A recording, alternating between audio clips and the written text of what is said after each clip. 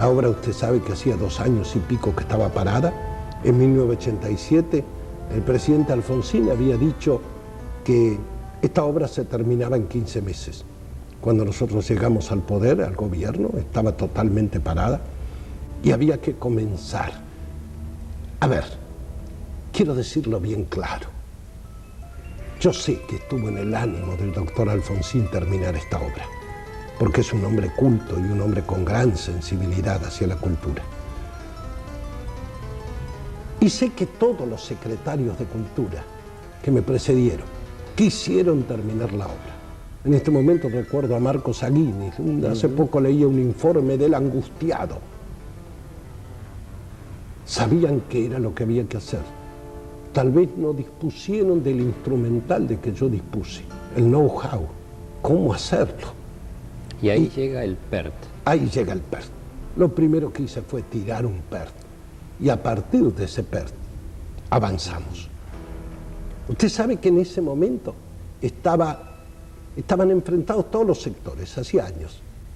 Más aún, en el año 1987 el doctor Alfonsín destinó toda la partida necesaria para llevar adelante esto. Y ese mismo año se devolvió a rentas generales el 60% del presupuesto, porque no había planeamiento.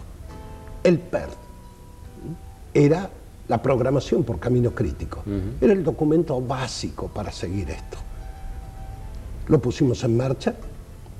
El ministro Salonia firmó una resolución por la cual se creaba la Comisión Proyecto Global, que nos permitía tener conducción centralizada, estaba en manos del secretario de Cultura, planeamiento, estaba en manos mías, y el apoyo logístico, es decir, el aporte financiero.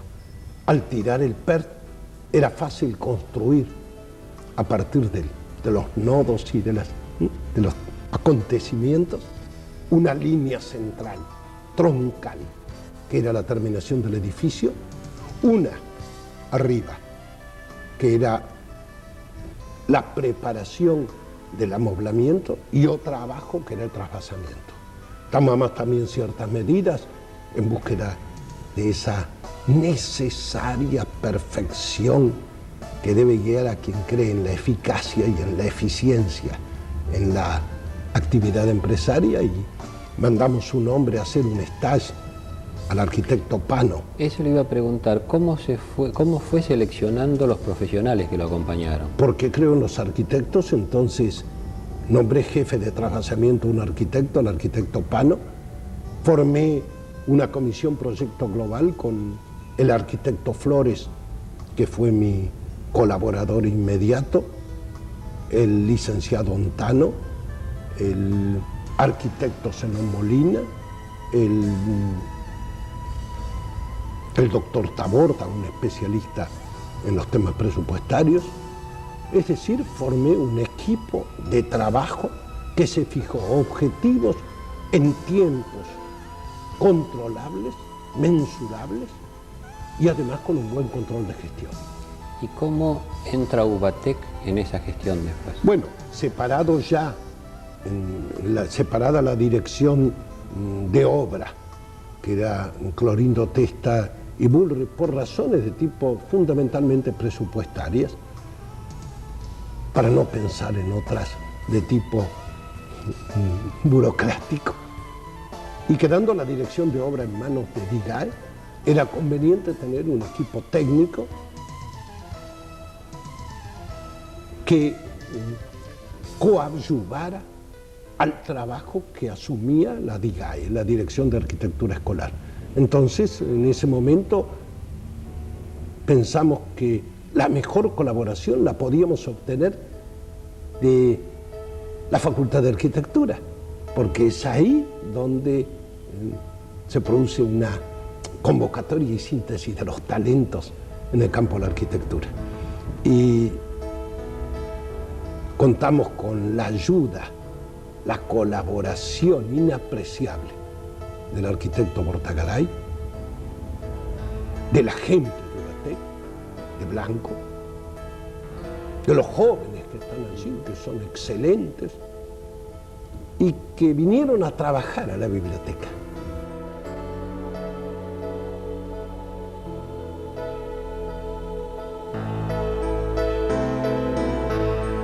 El diseño del equipamiento para el nuevo edificio de la Biblioteca Nacional fue realizado por el arquitecto Ricardo Blanco en conjuntos donde se amalgaman maderas macizas, laminados plásticos, tapizados en cuero y telas, cristales, en fin, tecnologías modernas, tradicionales y artesanías unidas al talento creativo para conjugar en objetos de uso de fuerte expresividad formal y prolongada vida útil con un profundo respeto por las reglas del arte. El desarrollo y producción de los muebles y asientos fue encargado a Raseña S.R.L., empresa que fabricó las butacas del auditorio que estamos mostrando, las mesas y sillas del bar, las sillas de lectura de la hemeroteca, como así también los sillones para lectura informal.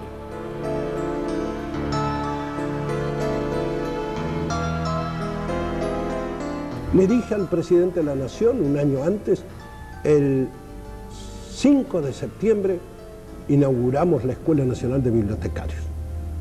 Cuando la inauguramos, alguna prensa despistada dijo que ¿qué estábamos inaugurando 1.000 metros cuadrados frente a una construcción de 40.000 metros cuadrados?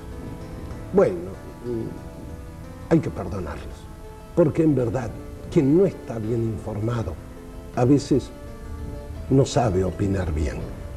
Era imprescindible inaugurar la escuela como primer paso para desagotar la Escuela Nacional de Bibliotecarios y hacer posible el trasvasamiento de la vieja biblioteca de la calle México. Una vez que inauguramos la escuela, 3 meses antes de inaugurar la escuela, le dije al presidente de la Nación que el 30 de marzo de 1992 íbamos a inaugurar la Biblioteca Nacional. Quiero decirle esto, sin el apoyo total del presidente de la Nación, sin su obsesiva preocupación por la biblioteca, a veces se apareció solo en la biblioteca a controlar si se estaba trabajando. Les cuento una anécdota. Un día aparece en la biblioteca, yo estaba ahí, en la nueva, esto hace una cantidad de meses, mi amiga Adelina de Viola. Le dije, ¿qué estás haciendo aquí? Dijo, bueno, ayer estuve con el presidente y le dije que yo no veo a nadie trabajando en la Biblioteca Nacional. Me dijo, mañana mismo te vas a ver qué es lo que está pasando. Claro, no sabía que estaban trabajando en los subsuelos. La cuestión es que pudimos prever los tiempos de finalización. Lo del 30 de marzo se cortó por una cosa. Porque un día le preguntan a mi querido amigo Salonia, le preguntan, ¿y por qué el 30 de marzo? Dice, porque es el cumpleaños de Castiñeira de Dios. Y me pareció que esto ponía en peligro mi seriedad. Después ocurrió que el 3 de abril no podía el señor presidente porque viajaba a China. Después ocurrió que el director general de la UNESCO no podía venir el 6 y entonces por eso se definió el día 10. ¿Qué sintieron en ese momento? Tenía tanto miedo de que me traicionara la emoción que les quiero decir una cosa, dañino. Yo nunca leí en 50 años de mi vida de hombre de la cultura, desde los 22 años de edad, ahora tengo 72, nunca leí, siempre improvisé. Porque me ha sido más fácil, tal vez como hijo de gallegos, que porta una palabra más o menos fácil. Pero esta vez temí y escribí mi discurso. Me costó un triunfo escribirlo, porque no tengo hábito para escribir discursos. Y usted recordará que fue muy concreto, muy conciso, 3 párrafos. Y lo único que tenía que decir al presidente de la Nación es que era mi misión cumplida. Ahora sí, ya me despego un poco de la biblioteca, que tiene un gran director, Enrique Pavón Pereira. Y bueno, aspiro a que esas inmensas salas de ese monumento a la cultura que ha creado Clorinto se vayan llenando de libros, se vayan respirando libros. Que ahí estén todas las palabras del mundo y que se acerca a la gente del pueblo, pase sus puertas y pueda entrar con facilidad en el campo más hermoso que ha creado Dios, que es el campo de la cultura. Raseña realizó para la Biblioteca Nacional los asientos y muebles especiales para auditorio, bar, salas de lectores, zona de espera y salas de dirección. Las alfombras de Meyer Sociedad Anónima están en el tesoro de la nueva Biblioteca Nacional.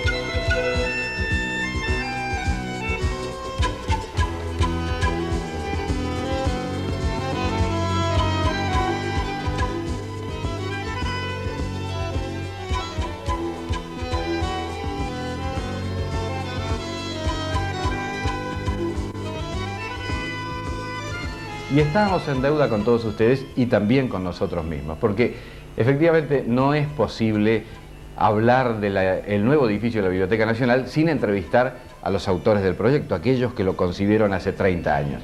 Pero claro, aquellos que conocen al arquitecto Clorindo Testa saben que no es muy fácil hacerlo hablar y menos delante de una cámara. Eso significó diversos llamados telefónicos, visitas al estudio, pero lo cierto es que hoy tenemos la entrevista al arquitecto Clorindo Testa, a quien acompaña el arquitecto Francisco Bullrich, otro de los autores del proyecto original ganador del concurso. Y de esta nota surge también que Clorindo ve teleproyecto.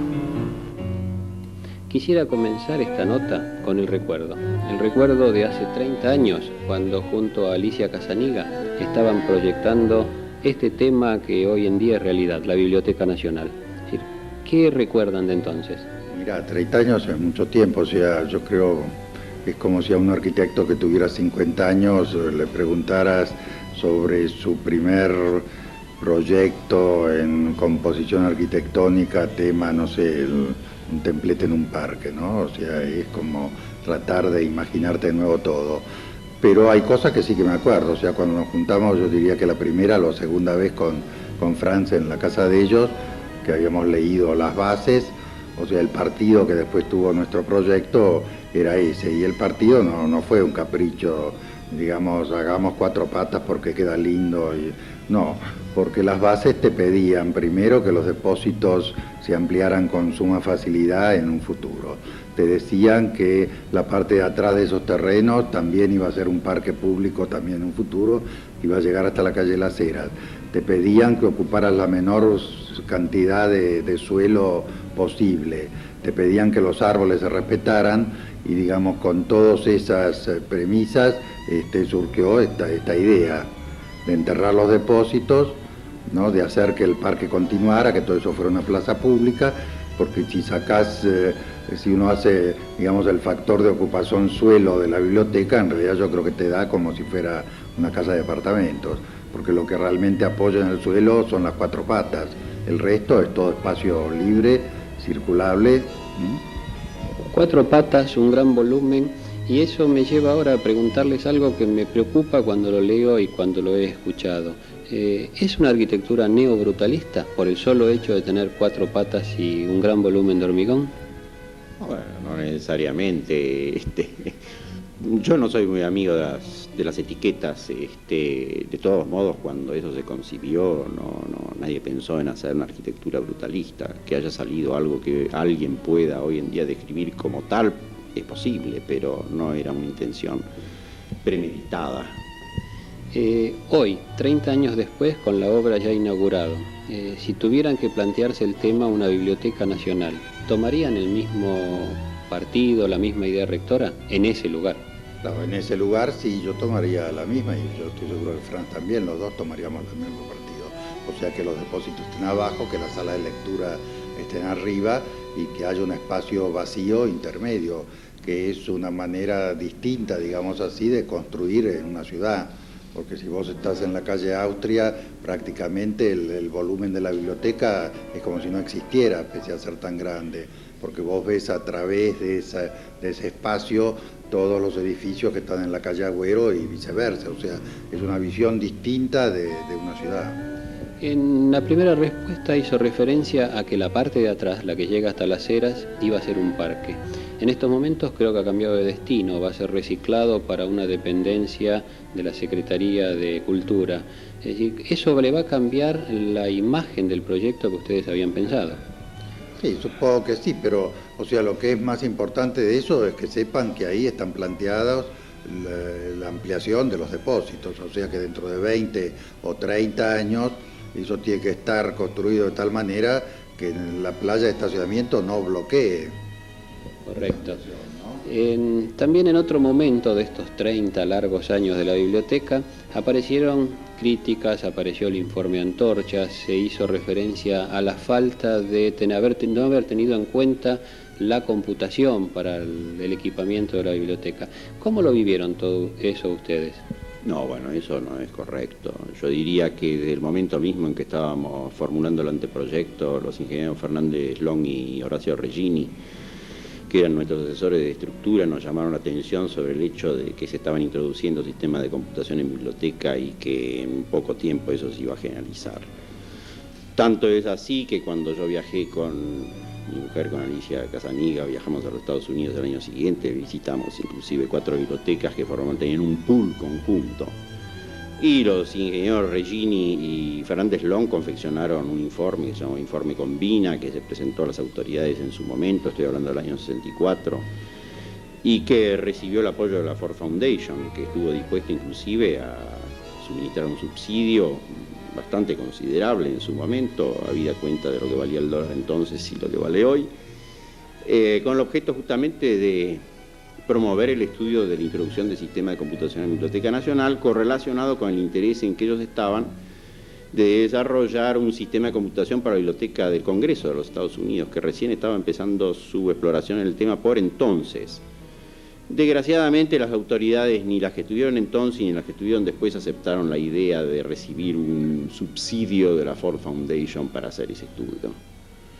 En fin, limitaciones que hemos tenido desgraciadamente en el sentido de que multinacionales no debían estar subvencionando trabajos que podía hacer el Estado argentino. Lo cierto es que el Estado argentino no lo hizo ni entonces ni después. Eran otros tiempos. Además, también me gustaría saber, en base a ese informe de la Fundación Ford, ¿hubiese cambiado algo la estructura del edificio? ¿Hubiesen tenido que incorporar cambios muy grandes para incorporar informática? No, eso no es en absoluto verdad, ¿no? No guarda ninguna relación con la articulación espacial o volumétrica del edificio. Más aún, los tendidos de cañería de baja tensión, el día que nosotros nos retiramos de la obra, el día 29 de mayo de 1989, en el nivel de semienterrado ya estaban tendidas y las columnas de montantes estaban ya ejecutadas. Ese 20...